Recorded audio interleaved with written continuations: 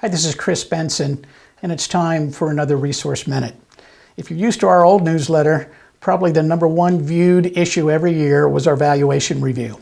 I want to talk about our 21 study and show you the averages, and you can just kind of read down the chart and see what the average practice that we valued last year was collecting, what its income was, its overhead rate, its value before debt, and finally, what the average percent of value as a collections was, and that was 82.4%.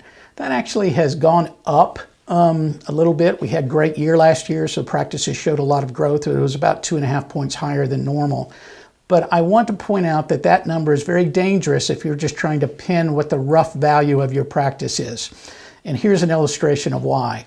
Out of this report of everything we did in 21, we took a sample size of 25 just because they neatly fit on this screen in one piece of paper.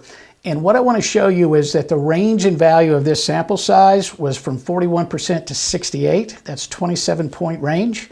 And what I'm really buying if I trade my practice to someone else is the profit. And so we've got very low overhead at 41, very high overhead at 68. And this is adjusted overhead after we take out all the perks that you may or may not run through your practice. From a valuation point of view, those two practices with the lowest and highest overhead has the biggest differences in value.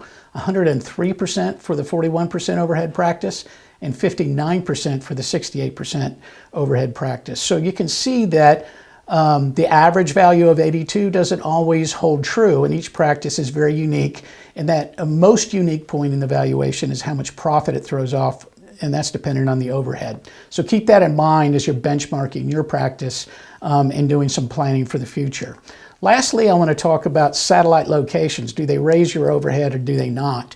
You can see here that last year, the average single location practice had an overhead that's adjusted of 57.1%, but the 2, 3, and more location practices were all a point and a half underneath that.